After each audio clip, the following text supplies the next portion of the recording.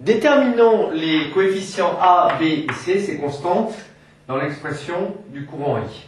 On a réécrit la loi des tensions. On rappelle que la dérivée par rapport au temps de l'exponentielle de A fois T, A étant une constante, est égale à A fois exponentielle de AT. On va donc dans un premier temps déterminer la dérivée par rapport au temps du courant. Donc c'est la dérivée du courant I, A plus B exponentielle de C fois T. La dérivée de A par rapport au temps, A étant une constante, eh bien elle est nulle. Donc dI sur dt est égal à la dérivée par rapport au temps de B fois exponentielle de Ct. On peut sortir le B puisque c'est une constante, donc c'est égal à B fois la dérivée par rapport au temps de exponentielle de C fois T, ça fait C fois exponentielle de Ct, d'après ce qu'on vient de voir précédemment. Voilà pour l'expression de dI, dérivée du courant I par rapport au temps. On réinjecte l'expression de la dérivée du courant par rapport au temps dans l'expression donnant les relations entre les différentes tensions.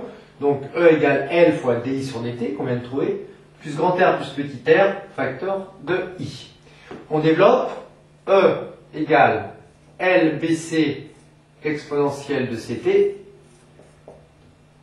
plus grand R plus petit r, facteur de A, plus grand R plus petit r, B fois exponentielle de Ct.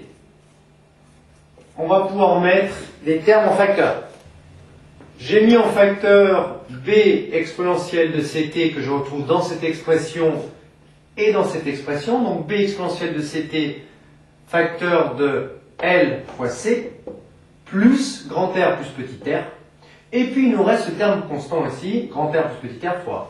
Il faut que cette expression soit vraie quel que soit t. Pour qu'elle soit vraie quel que soit t, ceci variant, il est obligatoire que cette expression-là soit nulle pour que cette expression-là se simplifie, soit égale à 0. Autrement dit, L grand C plus grand R plus petit r doit être égal à 0. Autrement dit, grand C qui n'a rien à voir avec la capacité du condensateur, on est d'accord, hein?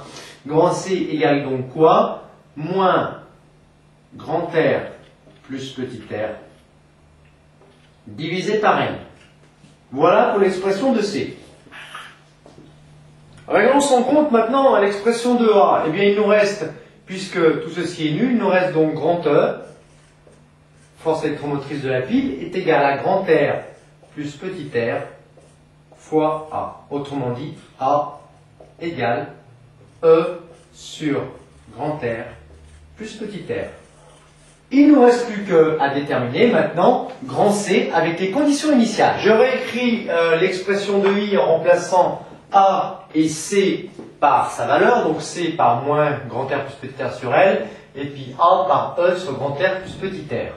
À t égale 0, on sait que le courant I est égal à 0.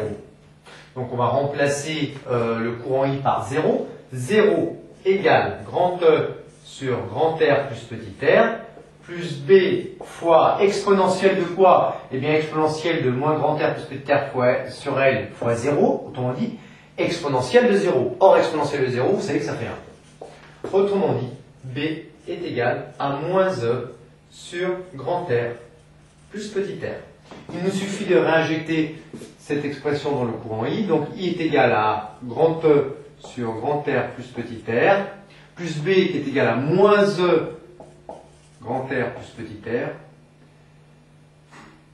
fois exponentielle de moins T, et là on retrouve le taux, moins T sur taux par exemple.